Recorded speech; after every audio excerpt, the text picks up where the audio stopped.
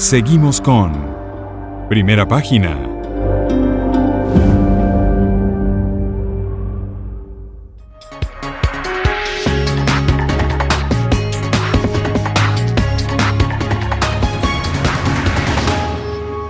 Siete 52 minutos de la mañana, sigue con nosotros David Paravicini, constituyente. Hablábamos del tema electoral que lo sacó a colación en el segmento anterior y quería preguntarle, hay denuncias, sobre todo en la mesa de diálogo, que no se está respetando los acuerdos por parte del gobierno nacional.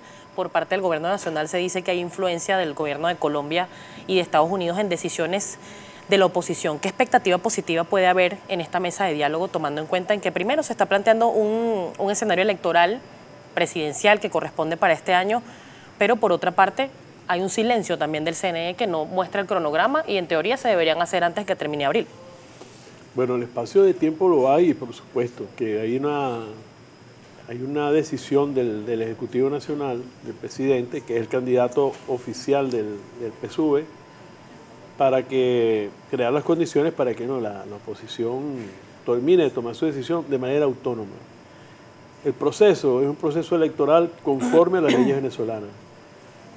Las consultas que hace la oposición para tomar su decisión, lamentablemente están apoyándose en fuerzas externas, en otros países, que tienen otros intereses sobre Venezuela. Y bueno, se le están como abriéndole un espacio, dándole un tiempo para que tomen la decisión de participar. ¿Qué es participar? Es aceptar las reglas de juego, que es justamente el tema de la paz. La paz no quiere decir es que estemos todo el tiempo dándonos una flor, sino que las diferencias que tengamos las resolvamos conforme a nuestras leyes, a nuestros acuerdos, que en Venezuela está definido que la forma de dirimir nuestras discrepancias políticas es electoralmente. Pero partiendo de la ley, ¿por qué no se respeta el lapso de 6 meses? ¿De qué cosa? De convocatoria de elecciones, eso lo dice la ley, que se tienen que convocar 6 meses antes. Se está convocando en 4 meses. Se está adelantando las elecciones del mes de diciembre, que normalmente son era el diciembre del 2018, sí, para esta fecha. Y tiene que ver con las circunstancias políticas internacionales a las que estamos sometidos. Estamos sometidos a un acoso internacional por parte del país más poderoso del mundo, desde el presidente de ese país, el secretario general, el primer ministro, pues el que tiene el secretario de Estado. Es decir, con amenazas, giras, promoviendo acciones contra nuestro país de países vecinos. Es decir, estamos sometidos a unas condiciones extraordinarias y el presidente de la República ha considerado y ha llevado a la Asamblea Nacional Constituyente la consideración de la necesidad en ese escenario político, internacional y geopolítico, la necesidad de un adelanto de las elecciones. Yo comparto esa idea, la necesidad de consolidar, sobre todo porque pudiera haber pretensiones dentro del propio PSUV, en nuestra propia fuerza, pudiera haber intereses dentro del propio gobierno, que hace falta consolidar en una situación como esta lo que se llama la unidad de mando.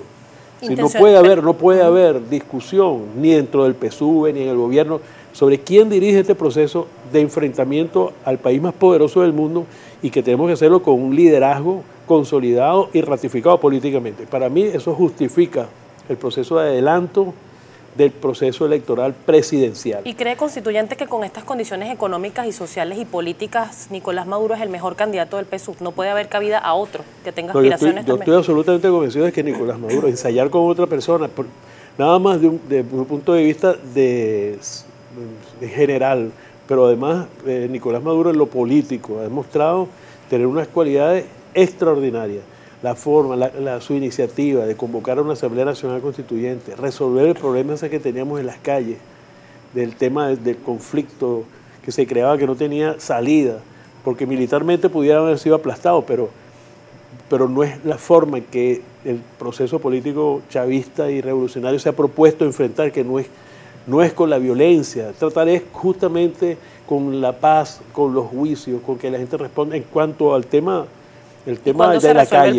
Ahora lo económico, que ahora obedece a factores externos, porque no es solamente nuestras debilidades, nuestras fragilidades, una administración que no sirve para nada, pero no de ahora, desde la colonia. Usted lee la historia venezolana y ve cómo Como desde los reyes de España tuvieron que crear una empresa para que tratara de controlar el contrabando aquí, fue la guipuzcoana. Es un problema estructural de la administración venezolana y que viene sus efectos. O sea que aún no se ha consolidado la revolución. No, por supuesto que no.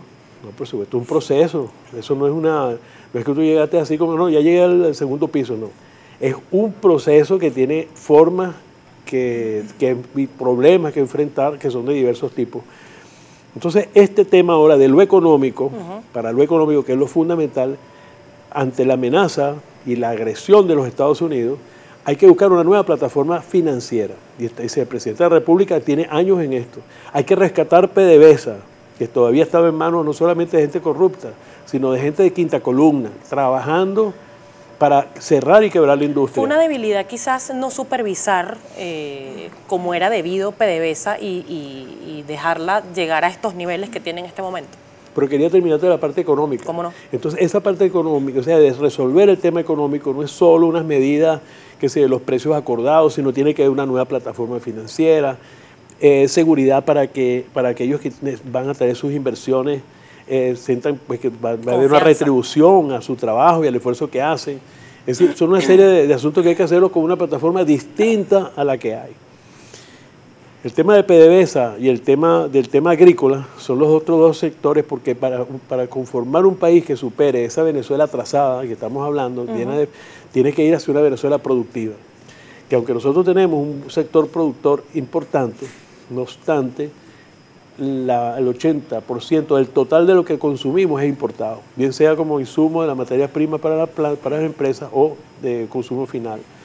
Para que esto cambie también tiene que haber un cambio cultural, de proponernos ser productivos, producir lo que consumimos, sobre todo en el área alimenticia. Estas cosas son todas que están relacionadas con ese rescate que te digo de PDVSA, que no se alineó a pesar de que los recursos y ocupó parte de sus actividades gerenciales, actividades no medulares de la industria para apoyar esos proyectos de liberación de Venezuela, de esa situación de rentista, de consumista, de importadora. Sin embargo, quedó penetrada por factores que lo utilizaron en función propia, pero sobre todo en detrimento de la industria. Hoy el rescate de la industria petrolera es fundamental.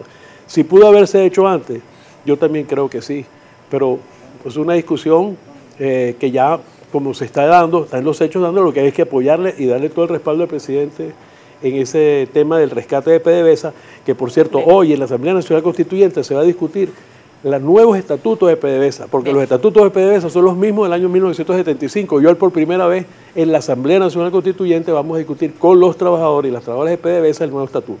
Muchísimas gracias. Bueno, gracias a ti, constituyente, por acompañarnos acá en Primera Página. Estábamos conversando con David Paravicini, constituyente, además experto en políticas públicas y energéticas.